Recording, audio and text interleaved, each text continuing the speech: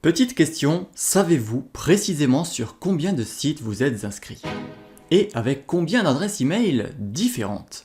Les internautes ont en moyenne 2 ou 3 adresses email pour plus de 100 comptes différents. On a tous des adresses email comportant toute notre vie numérique, les mots de passe qu'on nous envoie en clair, les infos des commandes et bien d'autres. Et ça n'a pas l'air très bon. Alors que peut-on concrètement faire avec votre adresse email?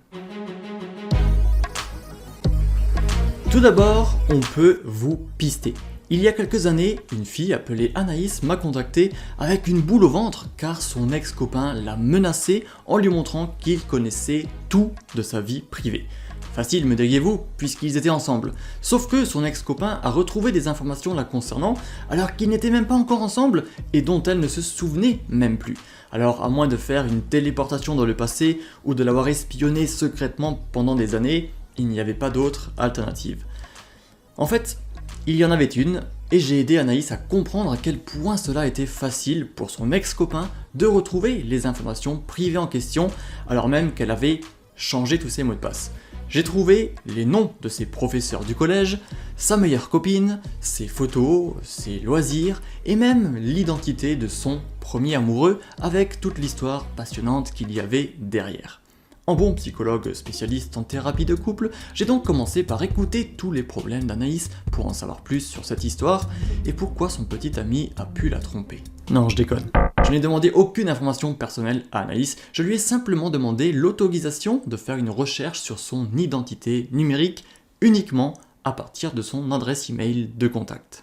Ce que j'ai découvert lui a fait froid dans le dos, je n'ai pas pris plus de 10 minutes pour trouver énormément d'informations sur sa vie privée, et n'importe qui aurait pu le faire au sujet de n'importe qui. Cela fait partie de ces petits trucs de hacker dont on n'a pas connaissance, jusqu'au jour où l'on se retrouve menacé par une personne qui exploite ces informations. Vous utilisez peut-être une adresse email du type nom.prénom@gmail.com, en soit ça fait professionnel, et c'est plus joli sur un CV que killer du 6-7. Cela dit, si un jour quelqu'un de mal intentionné tombe dessus, par exemple parce que vous l'avez mise dans une annonce Le Bon Coin, lien en description, il a accès à votre identité directement et il peut utiliser celle-ci ensuite pour trouver bien d'autres choses sur vous.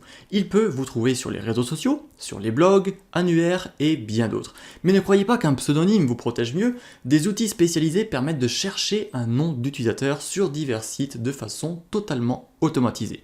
Rien que pour l'exemple donné de Killer du 67, je peux lancer un outil Python appelé Sherlock qui va chercher tous les profils web correspondants.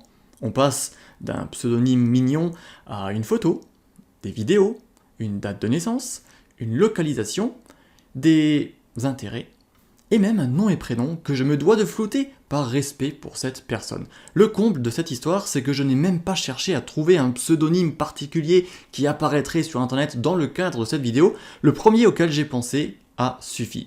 Et le vôtre pourrait sans doute aussi faire l'affaire. A l'aide de ces divers outils automatisés, un individu peut donc réutiliser à nouveau les informations trouvées jusqu'à arriver très loin dans ses recherches. C'est ce qu'on appelle l'OSINT en cybersécurité pour Open Source Intelligence. Des personnes en font leur métier, par exemple les détectives et autres analystes de la menace, mais aussi et surtout les pirates informatiques qui vont utiliser toutes ces informations en tant que première étape d'un éventuel piratage. En hacking éthique, cela fait partie de la phase de reconnaissance. On utilise tout cela sur nos propres comptes et adresses email afin d'éviter que des personnes malveillantes s'en chargent avant nous, contre nous. Loin de moi l'idée de faire une pub grossière au milieu de la vidéo, mais on parle de tout cela en détail sur Cyberini, les façons de bien choisir une adresse email, comment naviguer anonymement et bien d'autres. Donc si jamais ça vous intéresse d'en apprendre beaucoup plus, n'hésitez pas à rejoindre les autres étudiants, les liens sont dans la description. On peut vous pirater. On vient de voir qu'un pistage peut mener à une découverte de beaucoup d'informations sensibles, et ces mêmes informations pouvant servir pour faire chanter, ou même pour en déduire potentiellement vos mots de passe. Mais de façon encore plus simple, la seule adresse email peut suffire. Celle de notre killer du 6-7 par exemple se trouve avoir été malmenée par 2 fuites de données dans lesquelles les mots de passe s'y trouvent. Avec des recherches assez simples, n'importe qui pourrait donc découvrir son mot de passe, donc potentiellement entrer dans son compte email, et donc dans toute sa vie numérique. Je tempère les propos pour ceux qui aiment appuyer sur les détails, les mots de passe peuvent avoir été changés, je ne me suis pas amusé à chercher, et la sécurité Gmail peut empêcher un pirate d'entrer dans le compte, notamment avec l'authentification à double facteur. Mais ça ne change pas le fait que c'est possible, notamment avec éventuellement d'autres adresses email.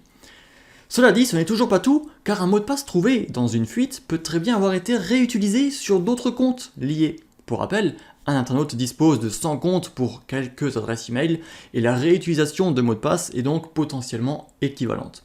La deuxième chose par rapport au piratage, et qui n'a rien à voir avec ce qu'on a vu jusqu'ici, c'est qu'on pouvait vous pirater littéralement en un clic. Le piratage parfait que tout pirate rêverait de pouvoir réaliser.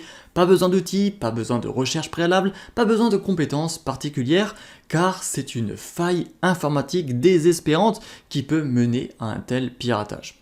Ainsi, il y a quelques années, n'importe quel compte email Microsoft pouvait être piraté par le simple fait qu'une vérification très importante était défaillante dans le système de Microsoft. Un pirate pouvait donc initier une procédure de réinitialisation de mot de passe, puis modifier la requête à la volée via une extension de navigateur spécialement conçue pour cela. Oui, mais c'est Microsoft, c'est normal, c'est nul. Non les amis, sur Gmail, une faille similaire a été patchée et sans doute bien d'autres prestataires ont eu des soucis similaires. Et ce n'est pas parce que tout cela est aujourd'hui corrigé qu'il n'y aura pas une faille demain de ce type. Morale, changez dès maintenant les réponses aux questions de sécurité et par la même occasion, assurez-vous que vos adresses de récupération existent et soient à jour. Faites-le vraiment maintenant. Enfin, on peut vous spammer. Si votre adresse email est rendue publique ou se trouve à la merci de personnes mal intentionnées, vous allez systématiquement recevoir du spam. Il y a deux types de spam, le spam commercial, des entreprises vous contactent sans que vous n'ayez jamais rien demandé pour vous vendre quelque chose, et il y a le spam un peu plus malsain qui lui cherche plutôt à vous nuire ou à vous pirater. Ce qu'il faut bien comprendre, c'est que dans tous les cas, le spammer s'en moquera de vos droits et de vos demandes, même s'il y a des lois, etc. Un spam typique ne contient aucun lien de désabonnement et parfois, d'ailleurs, vous n'avez même pas la possibilité de répondre. Vous pouvez bien sûr tenter de bloquer les adresses email d'émetteurs, mais il y en a sans doute tellement que vous ne les aurez jamais toutes. Dans certains cas, l'adresse email peut complètement être rendue hors d'usage. Si vous recevez par exemple 500 mails par jour, vous aurez des difficultés à trier et à trouver les emails légitimes parmi ces derniers. Il faut donc bien comprendre que votre adresse email peut être automatiquement récupérée si elle traîne sur internet. La façon la plus simple de le vérifier est de l'entrer dans Google avec les doubles guillemets autour. Si des résultats s'affichent, c'est que n'importe qui dans le monde peut trouver votre adresse email. Et il y a fort à parier que vous recevez déjà du spam. Mais si aucun résultat n'apparaît, vous n'êtes pas tiré d'affaire pour autant, et loin de là. Sur Facebook, certains utilisateurs, par exemple, autorisent la recherche de profil par adresse email. D'autres la mettent dans une annonce sur des sites divers, ou même dans un journal d'ailleurs, hors internet. Forcément, il faut bien fournir son adresse email comme point de contact, le problème n'est pas là. Le problème c'est qu'en utilisant une seule et même adresse pour tout, vous prenez des risques de vous faire spammer, de vous faire pirater avec des grosses conséquences. Et même de ne plus pouvoir d'ailleurs récupérer ensuite vos comptes web en cas de piratage de votre adresse email puisqu'elle est liée à tous ces comptes différents. Vient donc une question fondamentale, que faire pour éviter concrètement le spam à la base ? On vient de le voir, c'est déjà en ne publiant pas nos adresses email, mais s'il faut le faire, on va commencer par créer beaucoup plus d'adresses email.